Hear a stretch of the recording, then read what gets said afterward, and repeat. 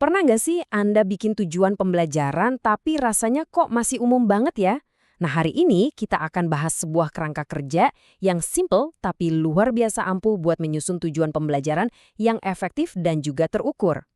Jadi, agendanya begini. Kita mulai dengan ngelihat masalah umum dari tujuan yang seringkali kurang jelas. Terus kita kenalan sama formula ABCD, kita bedah satu persatu komponennya, lihat langsung contoh penerapannya, dan yang terakhir kita bakal paham kenapa metode ini penting banget buat kita terapkan.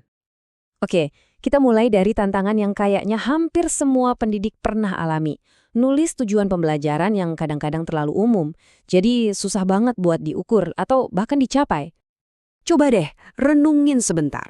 Tujuan pembelajaran yang selama ini Anda buat udah benar-benar efektif belum sih? Apakah itu jadi panduan yang jelas buat siswa dan juga buat Anda sendiri waktu bikin penilaian? Coba lihat deh perbedaannya di sini. Yang satu bilang, siswa akan memahami daur air. Kata memahami ini kan abstrak banget ya. Gimana cara kita ngukurnya? Beda banget sama yang di sebelahnya. Siswa dapat menjelaskan proses daur air. Nah, menjelaskan ini adalah tindakan. Sesuatu yang bisa kita lihat, kita amati, dan kita nilai. Inilah perubahan dari target yang kabur jadi hasil yang fokus. Jadi, gimana caranya biar tujuan kita nggak lagi abu-abu dan selalu spesifik? Jawabannya ada di formula ABCD. Anggap aja ini resep atau alat bantu yang gampang banget diingat, tapi hasilnya efektif banget. Intinya, metode ini tuh kayak ngasih kita resep. Kalau kita ikuti 4 langkah sederhananya, tujuan yang kita buat itu otomatis jadi lebih jernih, lebih fokus, dan yang paling penting, jadi bisa diukur. Dan ini dia 4 bahannya. Audience, behavior, condition, dan degree. Gampang kan diingat? A, B, C. Kalau kita gabungkan keempatnya, kita bakal dapat satu tujuan pembelajaran yang utuh dan kuat. Oke, sekarang yuk kita kupas satu persatu setiap komponen dari formula ABCD ini biar kita benar-benar paham cara kerjanya. Pertama, A untuk audience. Ini simple banget. Buat siapa sih tujuan pembelajaran ini kita buat? Dengan menentukannya secara spesifik, misalnya siswa kelas 5, target kita jadi lebih jelas dan terarah. Kedua, B untuk behavior atau perilaku. Nah, ini dia jantungnya tujuan pembelajaran.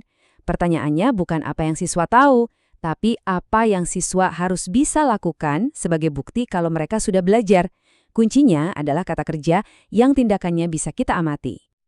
Jadi, buang jauh-jauh deh kata-kata yang abstrak kayak memahami atau mengetahui. Ganti pakai kata kerja operasional yang kuat. Kata kerja yang aksinya kelihatan dan bisa dinilai. Contohnya ya ini, menjelaskan, mengidentifikasi, atau menghitung. Selanjutnya, C untuk condition atau kondisi. Ini tuh ngejawab pertanyaan dalam situasi apa siswa harus melakukannya. Apakah setelah nonton video? Atau mungkin dengan menggunakan mikroskop? Atau berdasarkan sebuah teks? Kondisi ini memberikan konteks yang jelas. Dan yang terakhir, D, yaitu degree atau tingkat keberhasilan. Ini soal standar. Seberapa bagus sih siswa harus melakukan perilaku tadi? Apakah harus benar 100%? Atau mungkin dengan akurasi minimal 80%? Inilah komponen yang bikin tujuan kita jadi benar-benar terukur. Oke, kita udah kenal sama semua komponennya. Sekarang bagian paling serunya.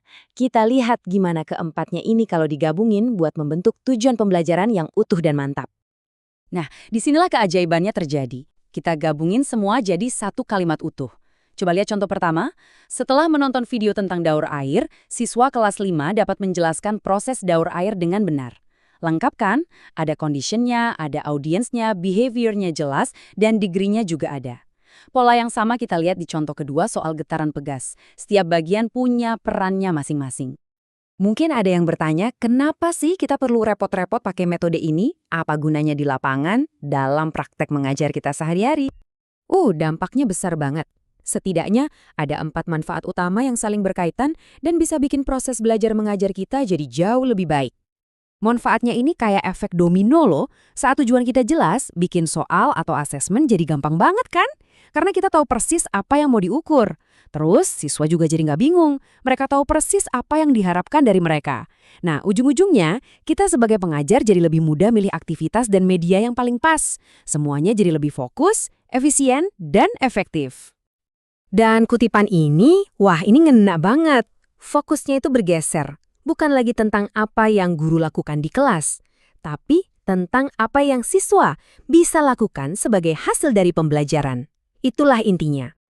Nah, sekarang giliran Anda. Setelah kita bahas semua ini, pertanyaannya adalah gimana caranya Anda akan pakai formula ABCD ini buat bikin tujuan pembelajaran Anda yang berikutnya jadi lebih tajam, lebih jelas, dan pastinya lebih berdampak.